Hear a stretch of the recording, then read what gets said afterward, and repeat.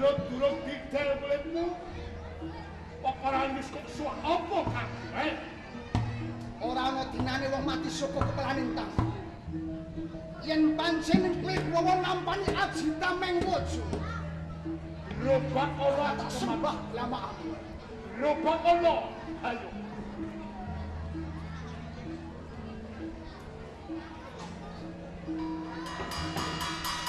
Aji Tameng Wojo iyat.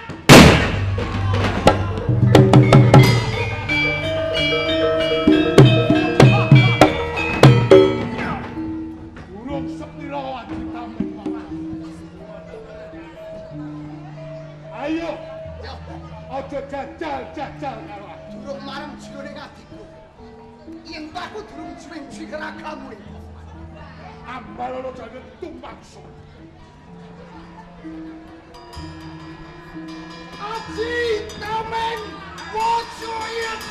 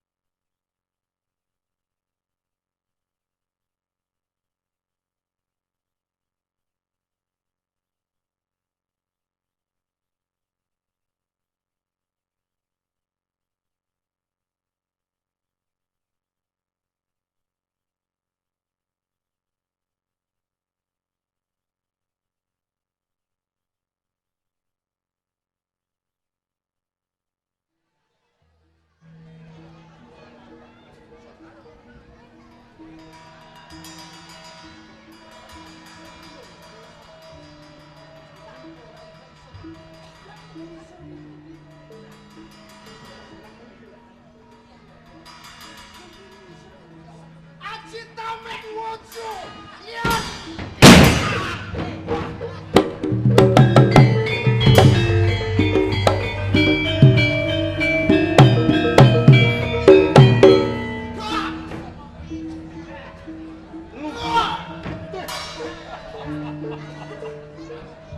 Remuk marasmu. Ogrok jantungmu kowe. Kowe ora pecus nanging kementos. Kowe bodoh nganti pinter. Aku kalah kelawan lembu.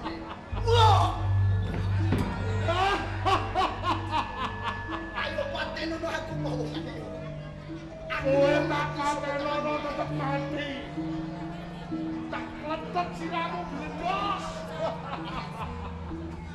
Aku li loro kok siksa. Lan nyawaku jaluk aku jenengan kalah kelawan kowe. Kowe njaluk mati. Iya. Aku mung sumirang. Waspada kena sampurnake. Aku li loro jalan. Ya. Opo?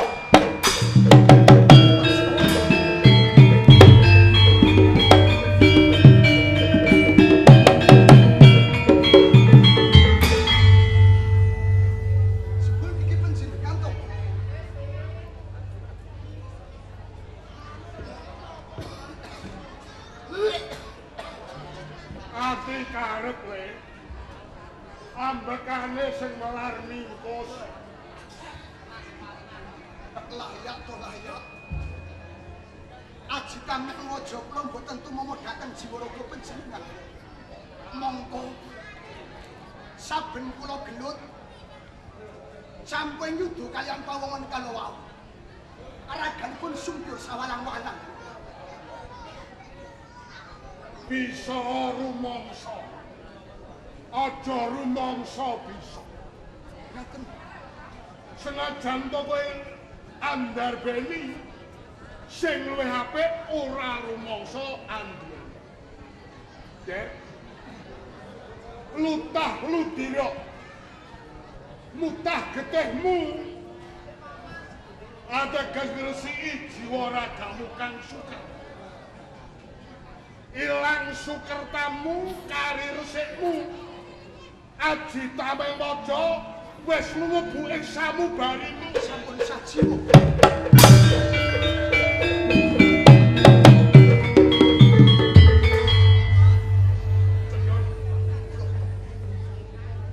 Nanging siji kuwi sing tak takon. Kejaba aku tumapak ing Guwa Raung. Kowe tak sarang saka puntuking Gunung Raung. Kowe ing sungapaning guwa kang gawat kaliwat-liwat. Satru Mara jalma tumekaning pati. Okeng para demit, para setan priprayangan kang mapan ing sungapaning guwa utawa ing lak-lakaning guwa iki. Jalma mesti mati. Rayune kowe wiridanku, Ngel. Apa malah bukane kekesatimu? Kowe kepen mlalu supaya dibandhok kewan utawa demit. Apa sing dadi runtuh atimu? Bapak Resi Baskara. Sumpah pangandika panjenenganku.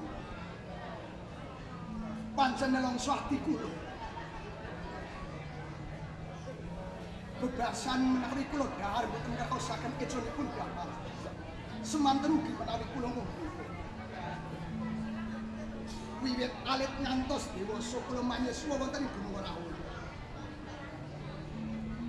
Kula jejeripun anak dipun lairaken dening tiyang sepuh kula. Ngantos jibet jroning ati kula jalaran kula kepengin males duduh susune biyung kula. Lan males dhateng pakartinipun tiyang sepuh kula sampun mblentah dhateng kula. Lulus panggraitamu. Becik gegayuhanmu. Yen kowe rumangsa lair dilairake. Kowe ora mlethek saka watu kayu kang gedhe ora.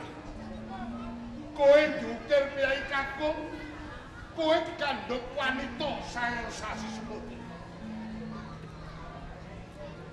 Babar ponang bayi kowe bisa nyawang gegaring jagat. Lumantar marang biyungmu. Ibumu nggone perang sambil ngadepi bebaya mati. Wong wadon nglairke ponang bayi, lupute ora gedene mati. Mula kowe aja dadi anak kang duraka. Dadi anak kang bisa mulyakake wong tuwa. Yen kowe rumangsani urip ana sing urip. Kowe aja kumingsu. Kowe aja kongas. Kosok baline kowe tak welet aji sekti. Aji Tameng Waja sing wis mumpuh ing sabubari. Aji Tameng Waja wis sajiwa karo kowe aja kongas. Aja kibir. Kibir bakal kabur. Wong Sumbar bakal lebur. Ngelmu sewis tumanduk ing Jwaragawa. Aja keurupe bondo donya. Kowe wajib tetulung marang manungsa sing butuhake pitulungan.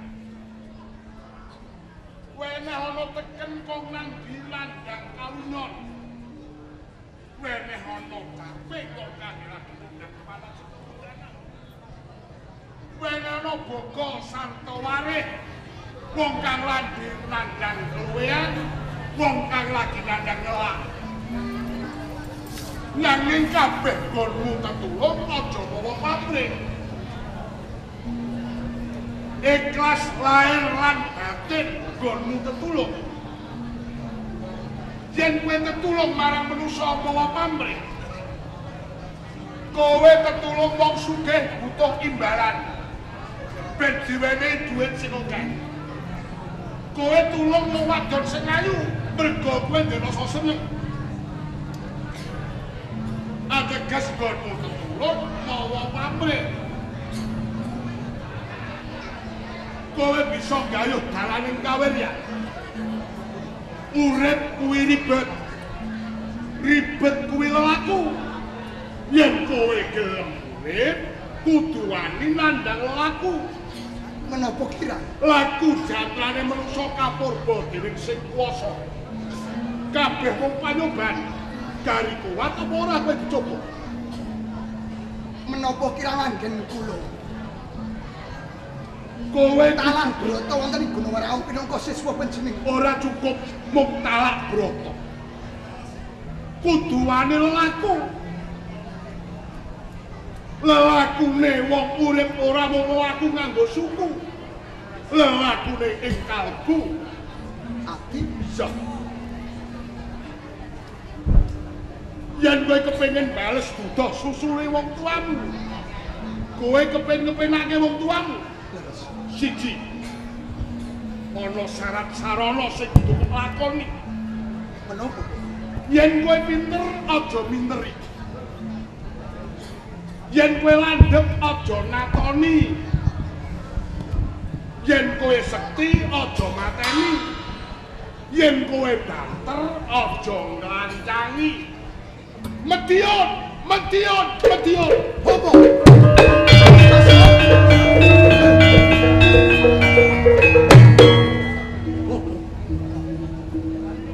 Tenanipun kula dereng padha ingkang panjenengan dikaaken. Kula saged gayuh tundhakaning kawiryan. Kanthi margi kula kasinungan aji sekti. Medion. Medion.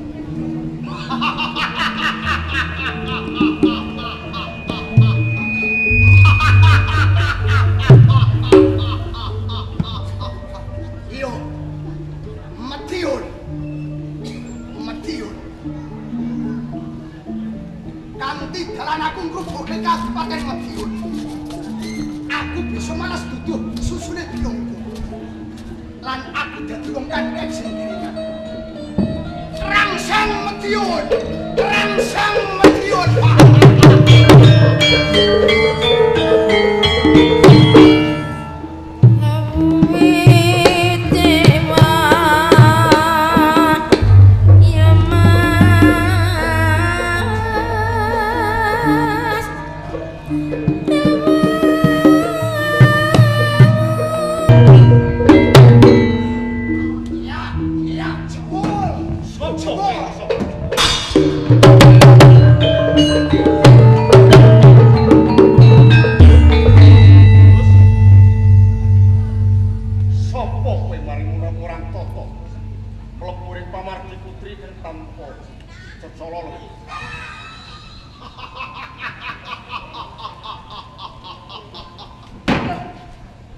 Aku Cendolo.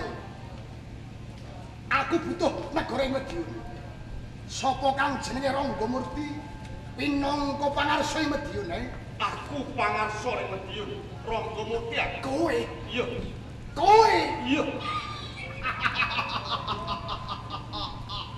Ranggomurti. Yen kaya ngene tuwas kebenaran.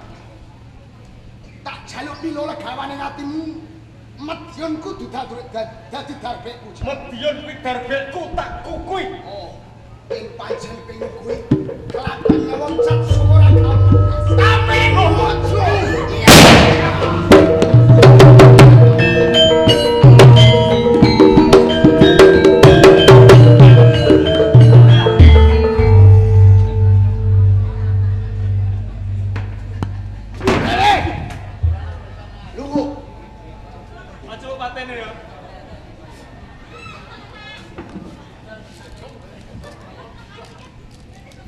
Iki mono gayane Ajita Mengwaja.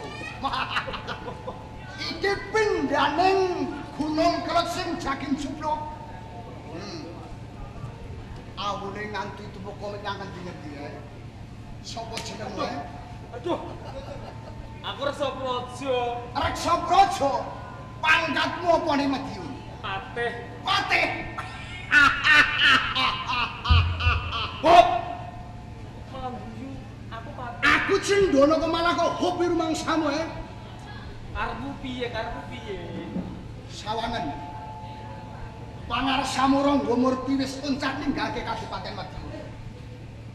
Yen kowe arep sabelo kelawan pangarsamu, Yen aku sabelo karo pangarsaku, lakon. nanging yen aku melu Yen kowe manut kelawan aku tak ilmu nganti mati ngurep. Gapur tak ganjar sing purwaksana. tenan iku. Iya. Aku manut kowe. Piye? Manut Bagus.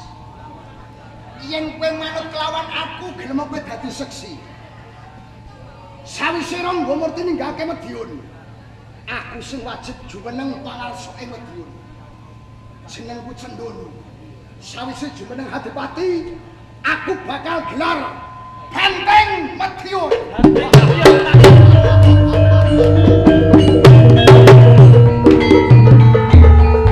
Reksa Praja. kepiye Banteng? Yen kowe dadi patih saben wulan kowe nampa blanja pira? 17.700.000. 17.700.000. Beda yen aku dadi pangarsamu. Belanjamu bakal tak undano. Diundane Ora mung 17.700.000. lah pira? 3.300.000. Malah kor Apa tekor? 17 yuta kari 3 yuta. Ojo landhep dengkul nggonmu mikir. Setikar piye? 3.300.000 ki punjulane. Punjulane. Jangkep 20 yuta luwih. Gendong gowo pening anak lan bojo. Bener. Nanging aku titik beling lawan kowe. Pranatan kudu diwehi. Sawise aku sing dadi pangarsa gelar Banteng Medyun. Aduh. Yen Rangga Murti kae nggunakake pranatan gitik sada. Bener. Nanging beda Banteng Medyun. Pranatan kudu diwehi, kabeh kawula kudu manut lawan aku. Lah terus nganggo Pranatane gitik penthung. Ngerti? yen gitik sodo aku wis ngerti. Yen gitik sada piye? Yen gitik sodo kawula sing luput mesti bakal nampa Kidana. Sing gedhe labu-labute bakal nampa Ganjar. Bagus. Lungguh. Yen kowe ora gelem lungguh, Yen gitik penthung piye? yen cetholan gamblang gitik sada wis kok kandhake. Nanging beda pranatan gitik penthung. Wong bener tak gawe luput bisa. Wong luput tak gawe bener bisa. Wong bener tak gawe luput bisa. Semono uga sobanene. Ngerti? Kabeh kawula ning Medyun. Bocah-bocah cilik sing padha ngangsu kawula ing pamulangan luhur. Ilmu padha diwarai ilmu hitung, ilmu alam, ilmu fisika lan liyane. Ayo ngono kudune. Nanging beda. Saiki sing dadi adipati Banteng Medyun. Beda piye neh iki? Aja nganti kawula kabeh ning Medyun diwarai ilmu hitung, Kok iso ilmu alam lan sapanunggalane. kok iso ngono piye malah mengko? Mengko mundak pinter. Yen pinter bebayane kelawan pangarsane. Ngerti? Ngerti aku ngerti. Kawula kabeh diwarai molimo. Nah, main, madon, madak lan sapanunggalane. Yen ora gelem. Ngerti? Kowe pinangka dadi wakilku, kowe kudu nindakake apa sing tak dawuhake. Sanggup apa ora? Ora mung kuwi. Kok meneh? Yen to kawula ing Medyun kae padha kedhuk bumi. Yen panen utawa duwe ingon-ingon sapi kebo. Sing panen 3 ton, sing 2 ton setengah kudu disetorke ning Praja Medyun. Kudu disetor ning negara. Ah! Sing setengah ton kena kanggo urip. Yen ora gelem ngerti? Jiwat piye? Ora mung kuwi. Apa meneh? Kebo sapi sing diduweni kawuling Medyun. Sing duwe sapi 4 rakit. Sing 3 rakit digawa ning Kadipaten Medyun. Pamrih apa? Pamrih apa? Kanggo seneng-seneng. Suka-suka. Suka-suka. Gathuk-gathuk. Kabeh punggawa Praja Sentana lan saka gure Medyun. Kabeh kudu sesukan. Sesukan. Ngombe. Kena. Kaskaryane negara iki kabeh dienggo sesukan. Yen entek piye? Yen kaskaryane negara entek, negara didol. Ngerti? Ngerti? Yen wis negara dol, mengko ora duwe negara gampang. Negara. Tuku. Tuku negara sing pangarsane banteng. Yo, cocok. Yen kaya ngono, sawutuwe Praja Medun tak pasrahke lawan kowe. Jalaran aku gelar banteng Medun iki kanggo muktine wong tuaku, uga muktine sedulurku jarene. Aku. Saudara aku titip, aku bakal bali ning desaku. Ini kabar mengenai babi itu. Ora usah kuwatir. Ojo lali. Ojo nganti ana punggawa praja sing ora seneng, sing bagus sesukan. Sesukanmu. Limo.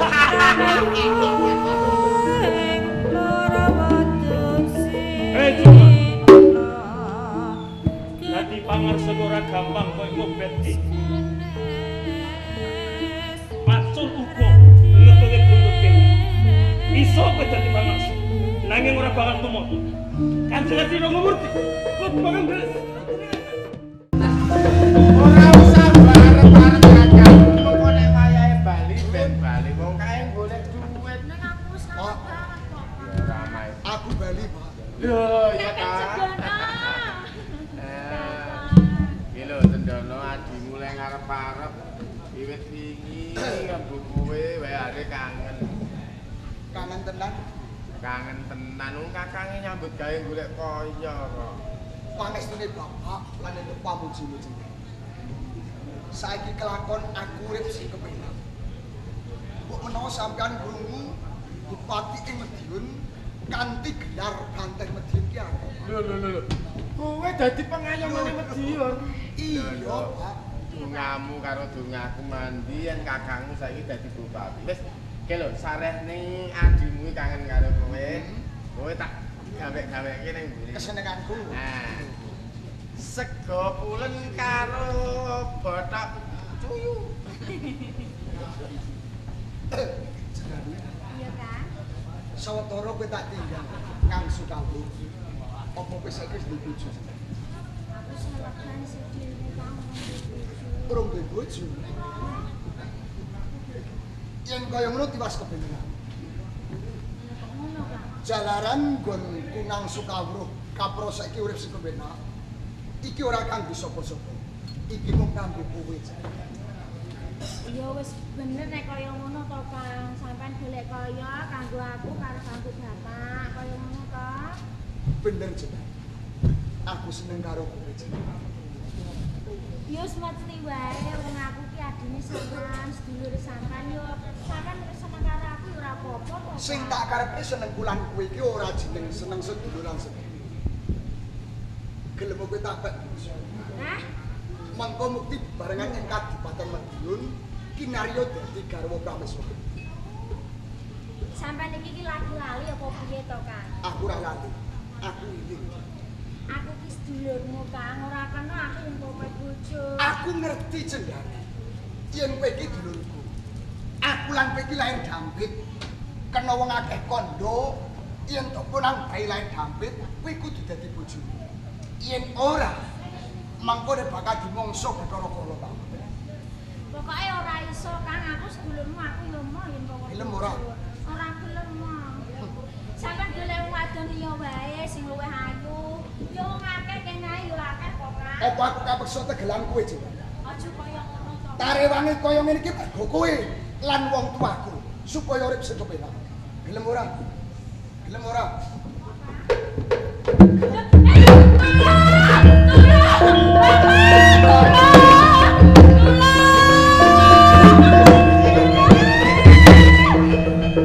Iki ngopo hujan kok kaya ngono entek jerit-jerit ati kuwi. Kelingan biyen cilikamu ngono kok piye? Oh, hujan kok ngantek jerit-jerit. Aku percaya nek adikmu kangen. Kangen kulan sendali wis ora bisa tak gambarke meneh. Ya dulur kok. Aku seneng lan sendali ngiras pantes aku nembung lawan bapak. Yen to cendane arep tak pek bojo. Lho. Sik to, Nek. Lah iki baru dadi pengayomane Madiun kok malah hujan kok. Ora apa-apa. Mergo aku gelar Banteng Madiun, aku kedunungan bondo lan donya pangkat lan derajat sing dhuwur. Ning Madiun kono wong sing ayu lak oke. Ya iya dimu kok piye to? Nanging aku seneng lawan jeneng. Nggo ora pantes. Sampeyan kudune meneh pangestu kawan aku yen to kelakon dadi bojone jeneng. Lah nek iki ora adimu ngono ya tak ngestoni uyat. Mangestoni mboten. Ora ta.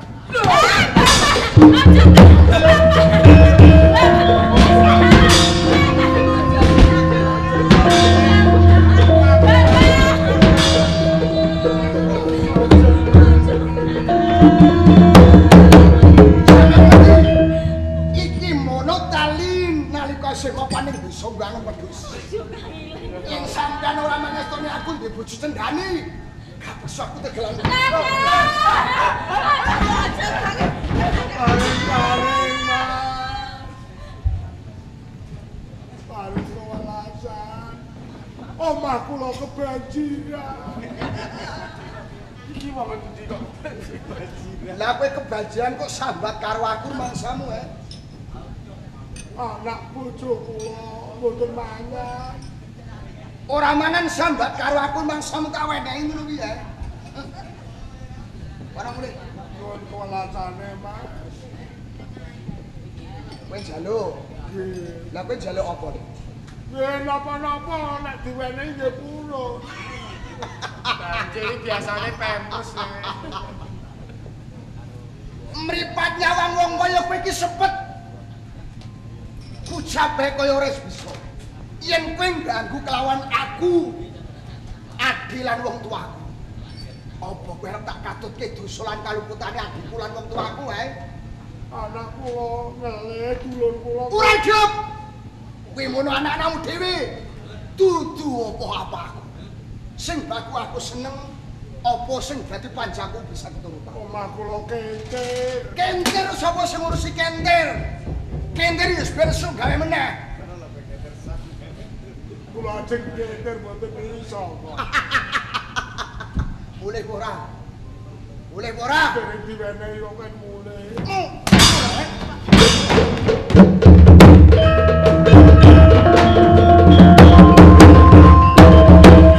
Picak mripat.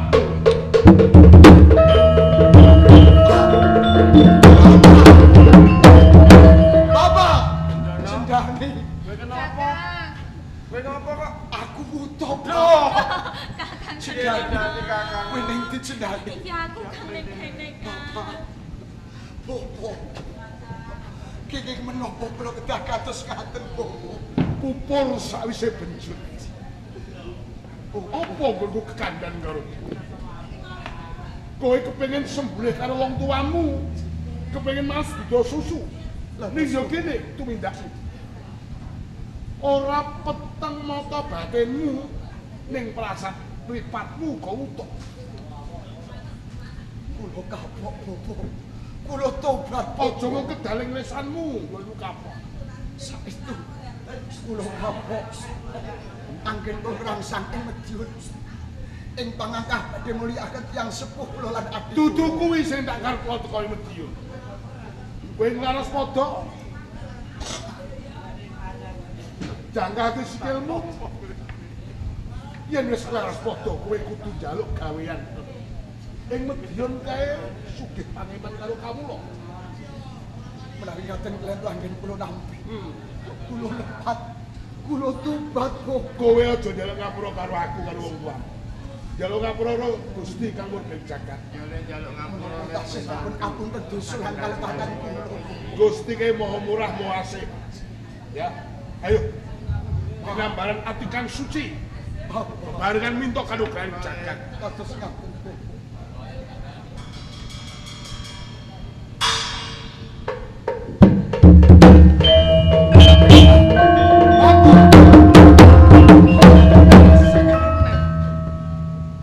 Mripat wis mari, Pak.